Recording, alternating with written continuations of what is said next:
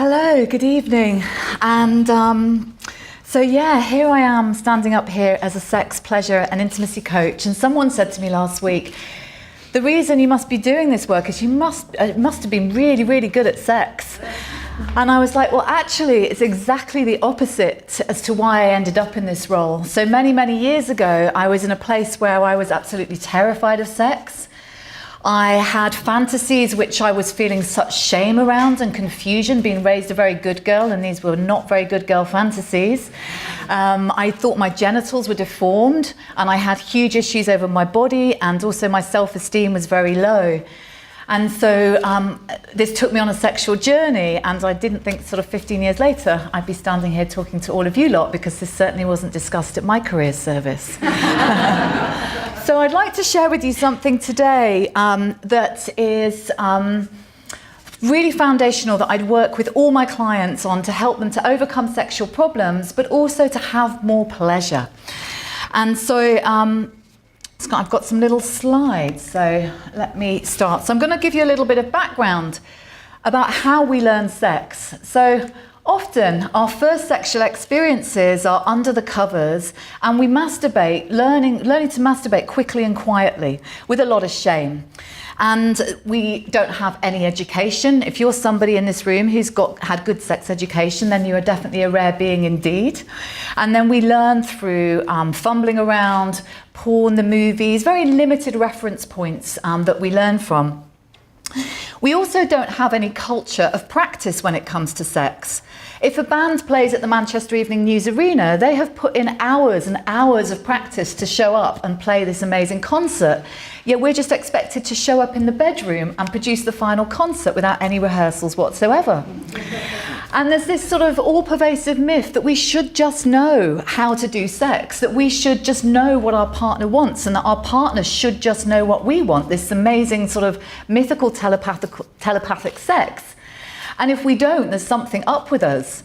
But actually, we do need to learn, we do need to practice, because our pleasure, our bodies are changing all of the time. You know, our sexual journey is an evolution. We're changing on so many levels as we age, menopause, after having children, all sorts of things, our pleasure changes. So how we learn sex is what I call the performance model of sex. And you could look at it something like this. I had a client phone me up the other week, and he said, the way I do sex, this is after ending a relationship. This relationship ended because the woman said that she wasn't happy with how he was performing sexually. He said, the way I do sex is painting by numbers. And so it's like I go from 1 to 2 to 3. So it's like I kiss the lips, I kiss the breasts, then we'll go for the genitals, then we'll penetrate. And he never deviated off that. And so this sort of way that we learn sex is what I call the performance model. It's very goal orientated. So the focus is on the goal of having to have an erection, having to have an orgasm, all of these different goals. And while there's nothing wrong with that, if that's the only way that we do sex, that can become limited. And with that, there's a certain set of behaviors. So for example, if we're focused on the goal, then we can't be 100% fully present in the moment, because we're always thinking ahead of what next. So people often say to me, they're all having all sorts of inner dialogue in their sexual experience of, am I doing it right? What should I do next? Are they enjoying it? Yet not communicating around it. So when I'm working with my clients, I help them with something that I call the pleasure model. And I'm going to share with you tonight what I call your erotic toolkit. And I've deliberately chosen this slide because there's some toys there, some Lego blocks, and also this is about fun. So often we take our sex lives so seriously, trying to strive to be this perfect sexual being, that we forget to enjoy ourselves. And so this toolkit that I want to share with you tonight helps you to access more pleasure. And I think at the moment there's so much in the media about, for women for example, of how to have multiple orgasms, how to have cervical orgasms, G-spot orgasms, left toe orgasms, all sorts of different things. But actually they just become goals of themselves. And for me, when I'm working with people, I go, let's just work to have more pleasure. If those things happen, wonderful. But if we make those as goals, then they become something we have to effort at rather than just relax and enjoy. So these practices that I'm going to share with you tonight are very simple. You can apply them to your solo sex practice as well as partner sex. And they are practices, I really invite you to take these away and be curious about how you do sex, because most of us do it on autopilot. We just do what we do and we don't really know why we've done it and how we've learnt it. So I really ask you to be curious about what you do and how you do it.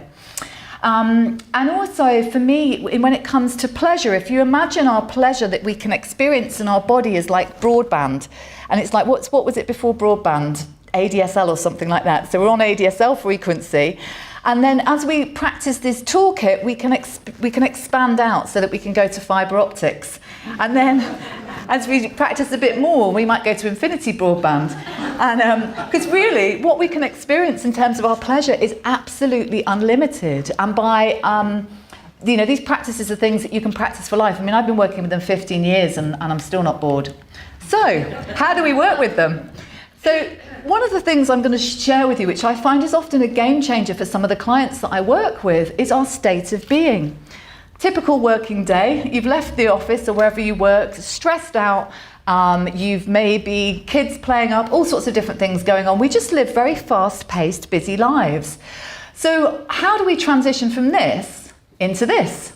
So how do we move from busyness and doing and stress into relaxation and being? So it's really great to find out what are the keys that work for you, because what's great for you might be different than your partner's. So for one person, it might be to spend time together and chat. For the other person, it might be to go and have a bath on your own. So finding the keys that help you to slow down. I've got a client recently, for her, it's when she comes back from the office, she just lights candles and it just demarks the day and changes her mood. So whatever works. I think you might be somebody who can get straight down to it. So next, breathe. Okay, this one is, if you take one thing away, this is the number one thing. So we breathe very shallowly. Barbara Corellis, who Sian was talking about, she says that we just literally breathe to the top third of our lungs, and our capacity for breathing is so much more than we allow ourselves. So this isn't just about experiencing more pleasure. Quite literally, the more we breathe, the more we can feel. This is also about feeling aliveness and feeling sensation in our body. It works on so many different levels. So by consciously deep breathing is really, really important. Next is make some noise. So many people, lots of people really don't make any noise at all during their sexual activity, or they wait till the end, okay? And with that, we often have our jaws clamped and we're like tense in the bodies. But actually, if we relax our jaw and breathe and allow ourselves to make noise, and it's not like about necessarily making wailing and screaming like a banshee, though, if you want to do that, enjoy it. But it's more just about, if we take a breath, we're and just that alone can actually change how we experience the pleasure in our bodies. Next is move. We can become very rigid, whether it's self-pleasure, whether it's partner pleasure, and we can also carry a lot of tension. Particularly the hips can get locked, the buttocks can get very tense. And those sort of behaviours actually can cultivate things like ejaculating sooner than you might like to. So just noticing where you're carrying tension and where the body's locked can really make a difference, and just allowing the body and the pelvis particularly to relax. Then we have, where do we place our attention? So some people, it's really hard to be present in our sexual experiences. That may be for all sorts of reasons. It may be because of past traumas. It may be because we're just busy lives, all sorts of different reasons. So just noticing how present you are can be the first step. And then what can we do to have more attention on the experience? But I would also invite you, how do you cultivate more attention onto your own body?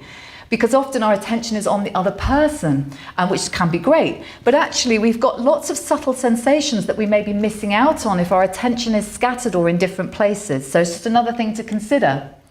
Next is to include the whole body. Often the focus is just on the genitals and the breasts and the nipples, and rightly so, they can feel fantastic. However, for me, the whole body is this incredible erotic continent to explore. The Taoists, one tradition of the Taoists say that the body has 21 different erogenous zones, yet we just focus on the primary ones, and we're really missing out on lots of pleasure and lots of possibility.